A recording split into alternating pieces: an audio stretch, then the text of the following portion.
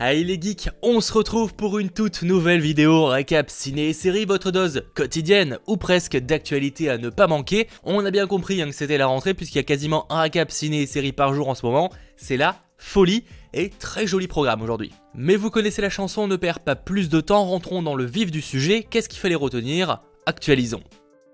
Pour commencer, vous en avez l'habitude, parlons trailer. Netflix a tout d'abord balancé un petit teaser de la saison 3 d'Ozark, histoire surtout de confirmer qu'elle sortira le 27 mars 2020. Netflix toujours a aussi dévoilé un premier trailer pour Lock and Key, nouvelle série avec énormément de potentiel, basée sur un excellent comics écrit par Joe Hill, le fils de Stephen King. On y suit trois frères et sœurs après le meurtre de leur père qui emménagent dans une très vieille maison avec des clés magiques qui leur confèrent de nombreux pouvoirs. Sorti le 7 février, donc dans un peu moins d'un mois. Et encore plus horrifique est aussi sorti le trailer de The Boy 2, suite du premier film The Boy. Ouais, bon ça c'était facile. The Boy, la malédiction de Brahms, sort le 26 février 2020 au cinéma. Je rappelle que pour les fans d'épouvante, j'ai fait une vidéo des plus gros films d'horreur de 2020. Allez, passons à de plus grosses news. Vous le savez notamment si vous suivez les récaps ciné et séries, mais Kevin Feige et donc Marvel Studios a récupéré la gestion de l'intégralité des créations Marvel, que ce soit comics, mais surtout séries. D'où la fin de Marvel Television, et l'arrêt donc de certaines séries qui restaient encore en vie. L'idée est proposer cette fois des shows totalement intégrés à l'univers cinématographique, et ça a commencé avec les différents projets annoncés pour Disney+. Mais selon Deadline, la chaîne ABC qui appartient à Disney et qui propose Agents of S.H.I.E.L.D. serait en pourparlers avec Kevin Feige pour y proposer une nouvelle série Marvel. En gros, ne pas être mis sur la touche. Il semblerait pour l'instant qu'aucun personnage n'ait réellement été discuté. Mais pour vous, quel héros de l'univers Marvel pourrait avoir sa propre série sur ABC ? Moi, ce qui m'intrigue surtout, mais là on n'a pas d'infos, c'est sur le budget mis à disposition. Je suis pas certain que ABC propose autant que Disney+, même si ok derrière c'est la même boîte. Mais ça à voir. Il semble de toute manière très peu probable que Marvel Studios se contente du Disney+, avec tous les autres diffuseurs que possède l'entreprise à la souris. On peut même imaginer un show qui sort en premier sur ABC et qui se retrouve assez vite sur Disney+, notamment à l'international. Toujours chez Marvel, mais en très rapide, selon Charles Murphy, la production de la série Loki serait possiblement en train de rechercher deux acteurs. Déjà un homme de 10 ans, britannique, intelligent et courageux, avec un esprit vif. Et ensuite une fille de 10 ans, toujours britannique, qui s'appuie sur son intelligence et sa résilience pour trouver une issue.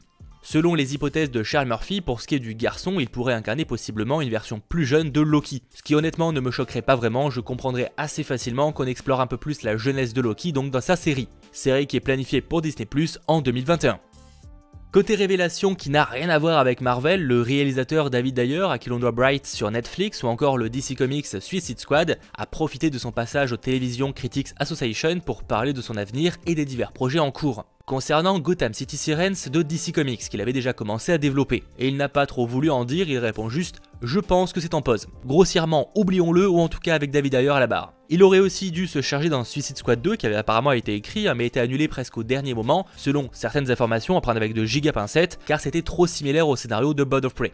Dans tous les cas, ça a été remplacé par le projet de réinterprétation de James Gunn, et puis voilà. En revanche, David Ayer explique que si on le lui permet, il aimerait bien se relancer dans l'aventure. Et pour terminer, on lui a aussi posé la question sur l'avancée de Bright 2 pour Netflix avec Will Smith. Et il déclare « C'est toujours en développement, nous y travaillons donc j'espère que ça pourra sortir bientôt ». Bref, visiblement, ces projets sont tous loin de se concrétiser.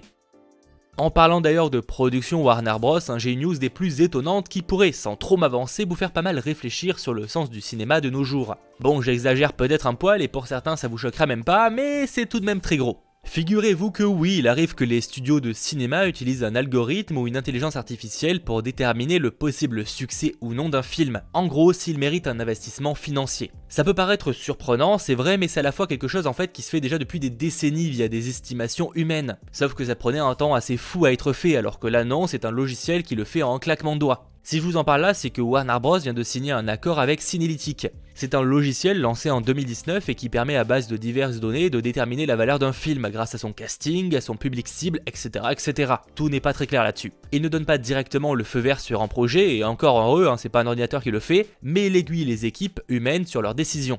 J'ai hâte en tout cas d'avoir votre avis sur ce sujet en commentaire. Vous en pensez quoi? Et est-ce que vous imaginiez ce genre d'usage?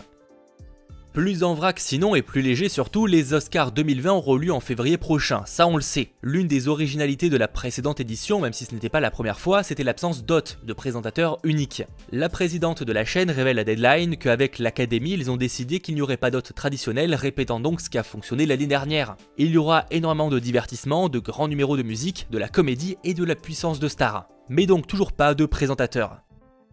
Dans un autre genre, le projet de série télé sur le dernier des Mohicans de Cary Fukunaga vient de trouver son diffuseur, produit par la Paramount Television. Ce sera proposé sur HBO Max, futur service de Warner Media qui sort aux US en 2020. Là où l'info est encore plus intéressante, c'est que ça signifie que HBO Max ne proposera pas uniquement des programmes de chez eux, mais aussi donc des séries produites par d'autres studios, ce que ne fait pas pour le moment Disney+.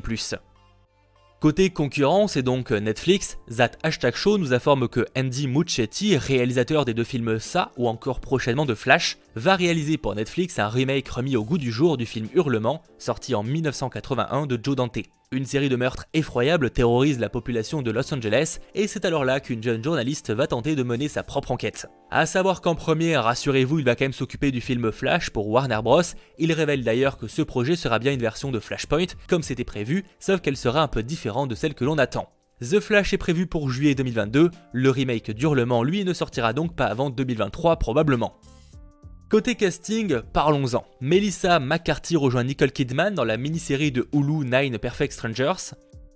L'acteur Max Remelt de Sense8 confirme lui sur son Instagram qu'il rejoint les équipes de The Matrix 4, pour un rôle évidemment inconnu, ça faut pas trop en demander. Matrix 4 sort lui aux États-Unis le 21 mai 2021. Et on a aussi Alexandre Desplat qui va composer la musique du film d'animation Pinocchio de Guillermo del Toro, qui sort donc en 2021 sur Netflix, et ce sera une comédie musicale en stop motion. Voilà, c'est la fin donc de ce récap ciné et série, en espérant évidemment qu'il vous ait plu. Comme d'habitude, bombardez-moi la barre des pouces bleus si c'est le cas. Pensez à vous abonner si vous découvrez la chaîne, on parle quotidiennement d'actualité. Et vous allez voir encore une fois, il y a des grosses vidéos qui arrivent, notamment sur une nouvelle plateforme de streaming qui pourrait possiblement révolutionner le genre. On verra. Mais ça sort très bientôt, probablement vendredi. Et si je suis efficace, sûrement un peu avant pour les membres de la chaîne. On se retrouve donc très vite pour de nouvelles vidéos. C'était votre geek Mathéo, ciao tout le monde.